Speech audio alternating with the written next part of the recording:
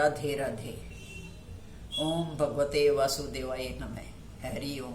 श्याम बाबा की जय हो। आज मैं आपको सुनाऊंगी कि खाटू श्याम का नाम खाटू श्याम से, खाटू का नाम श्याम के नाम से क्यों मशहूर हुआ।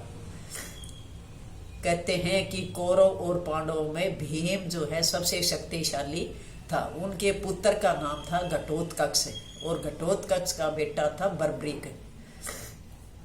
बर्बरीक की माँ ने उससे कहा था कि तुम्हें अगर कोई भी तुम्हारे से कुछ भी मांगे तो तुम कभी भी मना मत करना किसी को देने के लिए।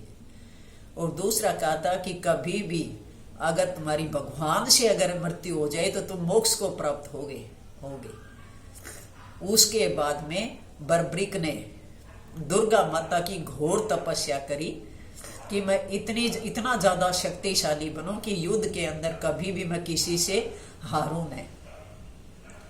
अब बर्बरीक था, माता की भक्ति कर रहा था। उसी समय दुर्गे माता ने उसको दर्शन दिए और माता ने कहा कि मैं तुम्हें 3 तीर वरदान में देते हूं कि जहां भी तुम तीर चलाओगे वहां पर कुछ भी नहीं बचेगा। जब इतना वरदान देने के बाद में फिर उसके बाद जब कौरव और पांडवों का युद्ध हुआ था तो वहां पर बर्बरीक पहुंच जाता है। अब कृष्ण भगवान तो भगवान थे, कृष्ण जी तो उसको देखते ही जान जाते हैं कि बर्बरीक बहुत ज्यादा शक्तिशाली है और इसके समान कोई भी तीर चलाने में दूसरा कोई भी नहीं है। ये अपने पिता भीम से भी ज्यादा शक्तिशाली है, उससे भी ज्यादा वीर है। और वहां बर्बरीक जाके कहता है कि मैं जो है यहाँ कौरव और पांडवों का युद्ध देखने के लिए आया हूं और जहां भी जो भी कमजोर होगा उसी के इस तरफ में से मैं युद्ध लड़ूंगा। जो भी कमजोर होंगे, अगर कौरव कमजोर होंगे तो मैं कौरवों की तरफ से युद्ध लड़ूंगा और अगर पांडव कमजोर हुए तो मैं पांडवों की तरफ, क्योंकि मेरी माँ ने यही शिक्षा दी थी कि हमेशा जो कमजोर होगा उसी का ही साथ देना। अब कृष्ण भगवान को चिंता हो जाती है कि ये तो अगर बीच में आया तो कौरवों की जीत पक्का है। तो बोले तुम्हारे तीर के अंदर कितनी शक्ति है। बोले ये जो सामने पीपल खड़ा है इस पीपल के एक एक पत्ते को मैं छल नहीं कर सकता हूं एक तीर से। कि चलो फिर मैं आपकी परीक्षा लेता हूं, इसके तीर चला कर दिखाओ। तभी बर्बरीक वो अपना एक तीर छोड़ता है और सारे पत्ते जो है छलनी हो जाते हैं। उस समय कृष्ण भगवान एक पत्ते को अपने पैर के नीचे दबा देता है और उसके बाद जब कहता है कि देखो इस पीपल का जो पेड़ है एक भी पत्ता नहीं बचा। जब कृष्ण भगवान ने कहा नहीं ये एक पत्ता बचा हुआ है। अब बर्बरीक जो था वो भी सारे रहस्य को जानता था। उसने कहा ये तो आपके चरणों के नीचे था इसलिए मैंने इसको छलनी नहीं किया। तब वो अपने कृष्ण भगवान को बर्बरीक गुरु मानता था।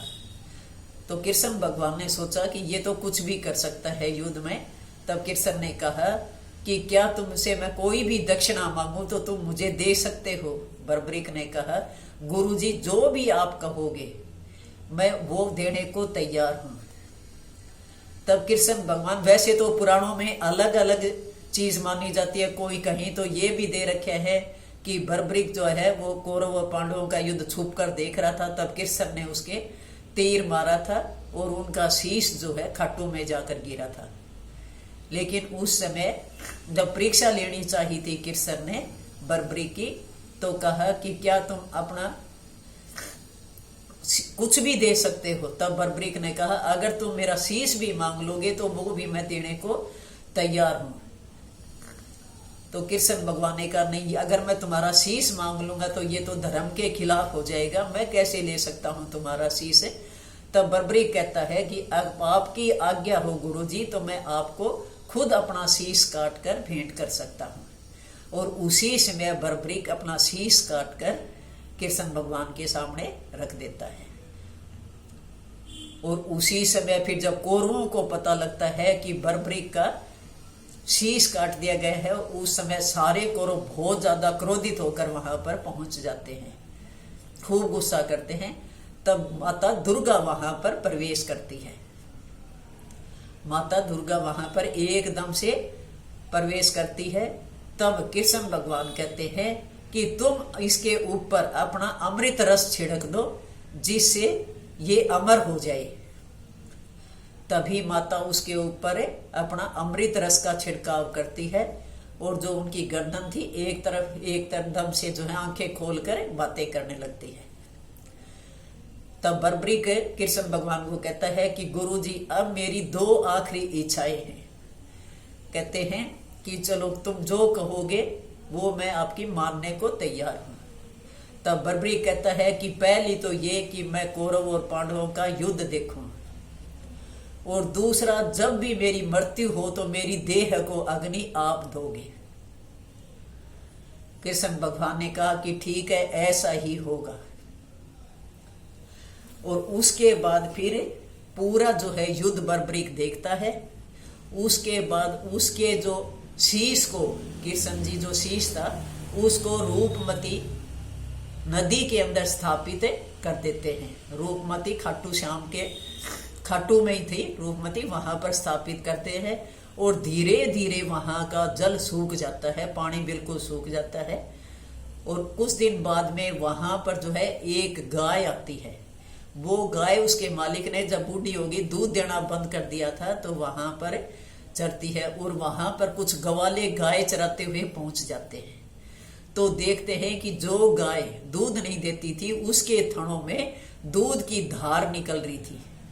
और ये बात जाकर खाटू का जो राजा था, वहां का जो राजा था, उसको बताते हैं कि वहां पर एक इस तरीके से शीश भी है और एक गाय है जो जिसके थनों से दूध की गंगा बह रही है। तब वहां पर जाकर राजा जब देखता है तो उस शीश की जगह वहां पर फिर मंदिर बना देते हैं। और श्याम जी ने, कृष्ण जी ने उनको वरदान दे दिया था कि जब भी जो भी लोग मेरी पूजा करेंगे, क्योंकि यशोदा माता ने मेरा नाम श्याम रखा था और तुम्हारा नाम भी आज से जो है श्याम ही रखा जाएगा। अब कृष्ण और श्याम एक ही 2 रूप होंगे। कलयुग में जो भी आपकी पूजा करेगा आप उसकी हर मनोकामना को पूरी करोगे। कलयुग में तुम्हारी पूजा होगी। किसी को बिजनेस की, नौकरी के लिए कोई आपके द्वार पे आएगा तो उसकी हर मनोकामना पूरी करेंगे। तो मैं और आप अब आज से एक ही नाम होगा हमारा। तुम भी श्याम के नाम से जाने जाओगे और मैं भी श्याम हूं।